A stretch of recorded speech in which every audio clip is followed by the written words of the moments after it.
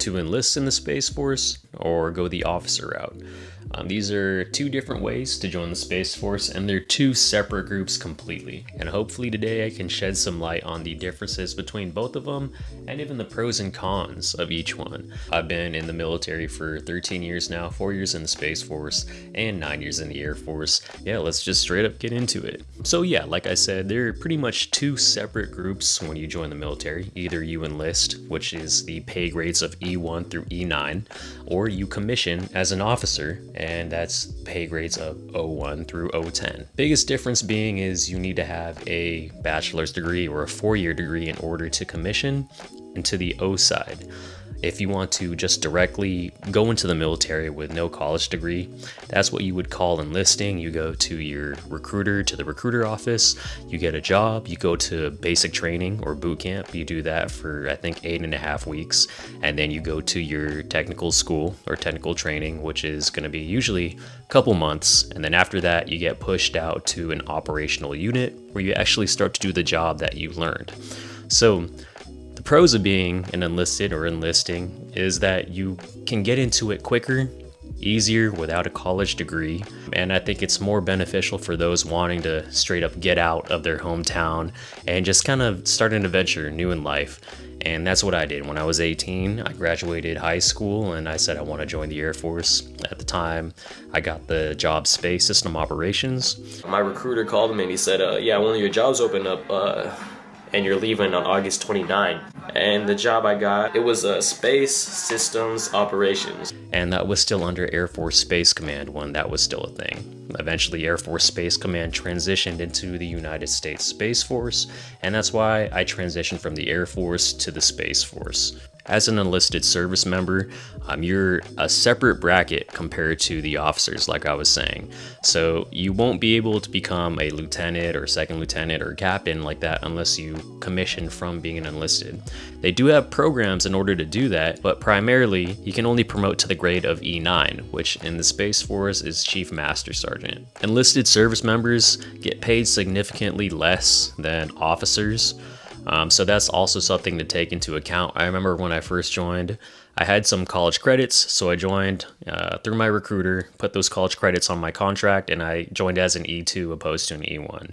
But even as an E2, you don't make a lot of money. I remember I lived in the dorms on base, and there were some times where like I just didn't have enough money through the 2 weeks. As you go through the ranks as an enlisted member and you promote, you start to get more money. So every 2 weeks I make about $3,800, which is pretty decent, but you compare that to an officer who commissions and they're going to be making a lot more as an O1 than an E1 initially. A big thing with also enlisting is that you can take college classes once your supervisor approves you. You usually have to get done with all your training for the job, and once you qualify for that, you can use your tuition assistance, which is about $4,500 a year that any military member gets. It's $4,500 the military lets you have every year. It's up to the service member to pretty much go and see what classes they want to take.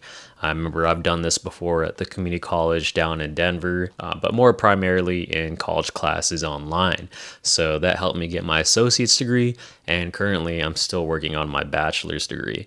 And then if you get your bachelor's degree while enlisted, you can apply for OTS. You have to take a couple tests and submit a package, but that's just another way of commissioning after enlisting. So if you enlist, you're not necessarily stuck being an enlisted member. There are some programs that you can do or apply for that can commission you into the officer route, and it's nice to be able to do that because you already have some enlisted military experience under your belt. Now when you enlist, you are bottom of the totem pole. You are the lowest rank, and that goes from E1 to E4 in what is known as the junior enlisted tier. But I wanted to do hood rat stuff with my friend.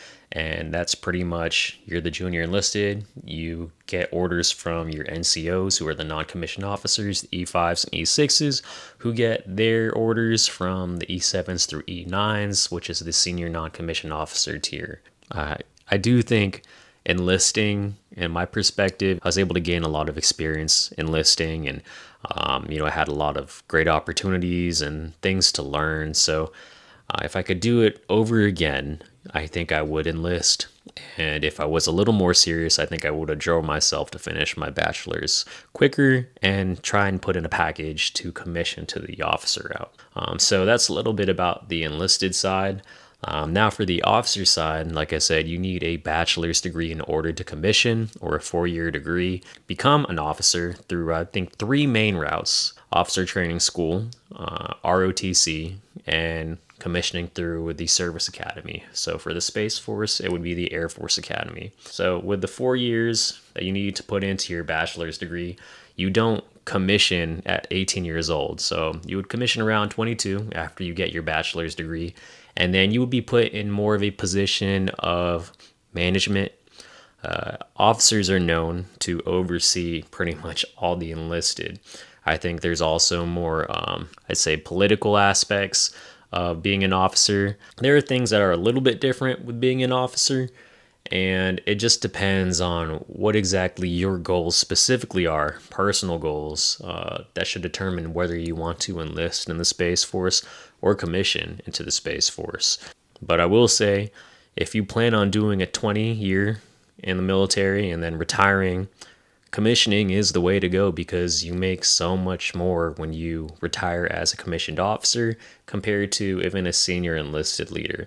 And that's for the long game. Now, if you just want to enlist, serve your country for 4 to 6 years, definitely I would recommend enlisting, because the benefits of being a veteran, getting out after your enlistment, are awesome. You know, you have your VA loan, you get paid with the GI Bill, and also you just have that status of being a veteran, and I think that's respectable in a lot of places, whether it be applying for jobs or putting it in your resume.